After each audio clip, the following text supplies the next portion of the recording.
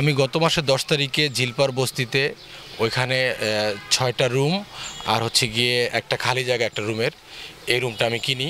তো কেনার পরে আরামবাগের কিছু সন্ত্রাসী আওয়ামী লীগের চাঁদাবাজ কোরবান কালু তারপর হচ্ছে গিয়ে আপনার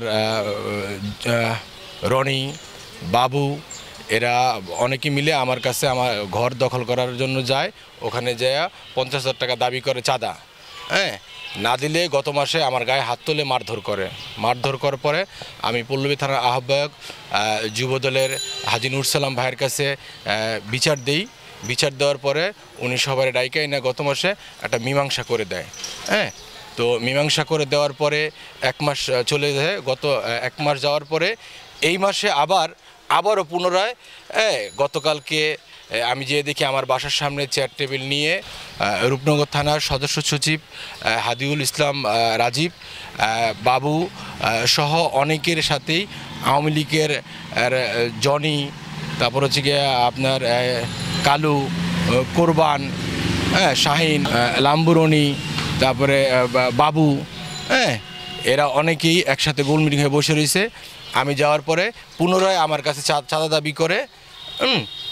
তারপর হচ্ছে গিয়ে আপনার আমি চাঁদা না দিলে ওরা তাৎক্ষণিক মনে করেন যে আমি কিছু লোকজন ভাই বন্ধুদের এলাকাবাসীদের ডাকার পরে ওরা মনে করেন যে বিতর্কিতভাবে আমাদের উপরে হামলা করে বোমা চার্জ করে।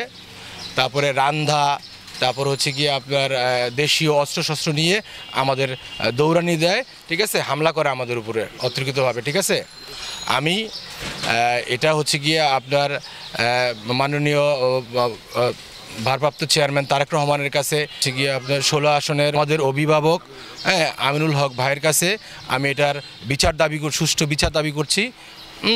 কোরবান এই আওয়ামী লীগ সন্ত্রাসীদের নিয়ে আমার উপরে হামলা করতেছে। আমরা 16 বছর অত্যাচারী ছিলাম।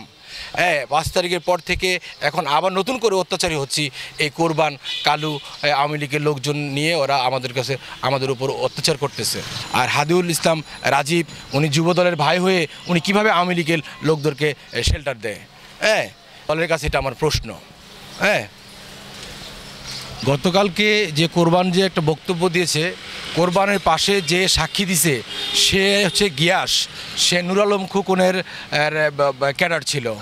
আওয়ামী লীগের ক্যাডার ছিল, যুবলীগের ক্যাডার ছিল।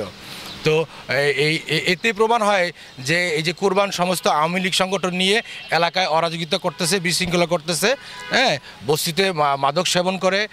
আর হচ্ছে গিয়ে আপনার আছে না বিভিন্ন চাঁদাবাজি বস্তির সাধারণ মানুষদেরকে অত্যাচার করে। এটা আপনার আছে না জুয়ার কোর্ট বসায়। আপনারা এটা তদন্ত করে দেখতে পারবেন। যেটা হয়েছে যে আমাদের মমিন আমাদের সাথে যুবদল করে। ঠিক আছে, হাজী নুর সালাম ভাইয়ের সাথে পল্লবী থানা যুবদলের আহ্বায়ক। তো তার সাথে আমরা সবাই যুবদল করি। তো 1 মাস আগে আমাদের মমিন আপনার এই জিলপার বস্তিতে 5টা রুম কিনে 5-6টা রুম কিনে। ঠিক আছে, তো কেনার পরে কোরবান কাল্লু ঠিক আছে তারপরে শাহিন মানে যারা আওয়ামী লীগ করছে তারা সবাই মিলে ওর থেকে 50,000 টাকা ঠিক আছে চাঁদা দাবি চাইছে। তো সেটা ও দিতে রাজি হয় নাই, সেই কারণে ও থানায় একটা লিখিত ডায়েরি করার পরে পরবর্তীতে আমাদের হাজী নুর সালাম ভাই যুবদল আহ্বায়ক ঠিক আছে তার কাছে এটা খবর যাওয়ার পরে কোরবানকে ডাকে। ঠিক আছে, কোরবান ডাকার পরে কোরবান ভাইয়ের কথা শোনে না।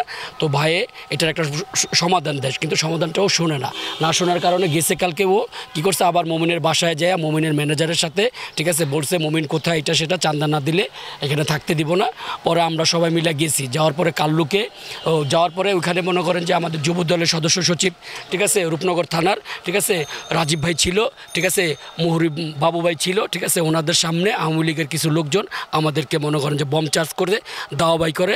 ঠিক আছে, ওই অগ্নি দাওটাও বডি টডি বের করে আমাদেরকে দৌড়ানি দেয়। ঠিক আছে, ওইটার আবার ভিডিও ফুটেজ আছে, কোরবানের কাছে দাও ছিল। ঠিক আছে, তারপরে শাহিন যে বম চার্জ করছে এটারও ভিডিও ফুটেজ আছে। ঠিক আছে, হাতের মধ্যে এই যে আমার হাতের মধ্যে মনে করেন যে খুর দিয়া টান দিছে। তো এই যে দেখেন ঠিক আছে।